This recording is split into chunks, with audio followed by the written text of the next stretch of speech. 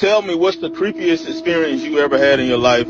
Okay, so I'm going to preface this by saying, to anybody that doesn't know, I live inside of a cemetery. Like, I have to actually drive through the cemetery to get to my house. So that's weird and creepy enough as it is to a lot of people. And a lot of creepy shit happens here, whether it be homeless people or just shit that we see. But the one that took the complete cake, well, I've already told the story on it before, but I'm going to tell it again because I like that story.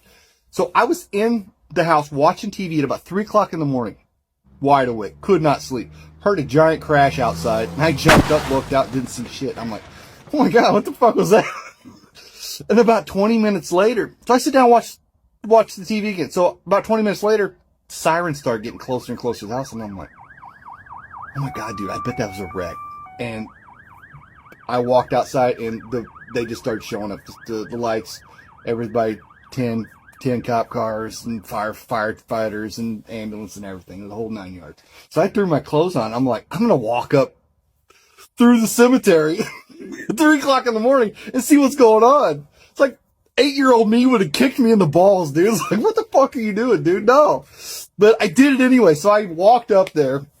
I'm standing on top of the hill. Got my hood out. You know, I'm all wearing all black and shit. Got my hood up.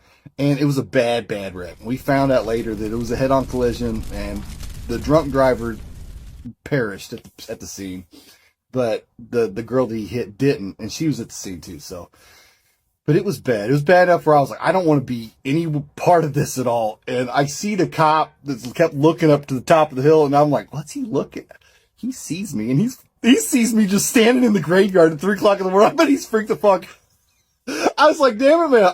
I gotta go. I gotta go back to the house. So I decided to leave, and I walked back to the house.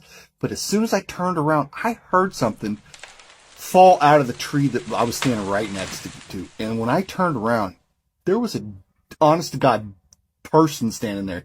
But I couldn't make out any shape, anything other than gray. And no, I wasn't drunk. But I wish I had been, because at least that would have explained it. So I immediately, my heart jumped up in my throat, and I just turned around and just beelined it towards my house. I didn't run. And I could still hear whatever it was behind me. I walked in a straight line towards the house. I got all the way to the house. I walked in the house, locked the door, walked right to the bedroom, got in bed with Amber, put the covers up over my head. I said, Amber. And she said, what? I said, I think I seen a ghost. And she's like, what? I said, I seen a ghost. She goes, where? I said, in the graveyard. She goes, the hell were you doing in the graveyard? And I was like, there was a wreck, and I told her the story, but that's the honest to God creepiest shit that I have no idea what it was.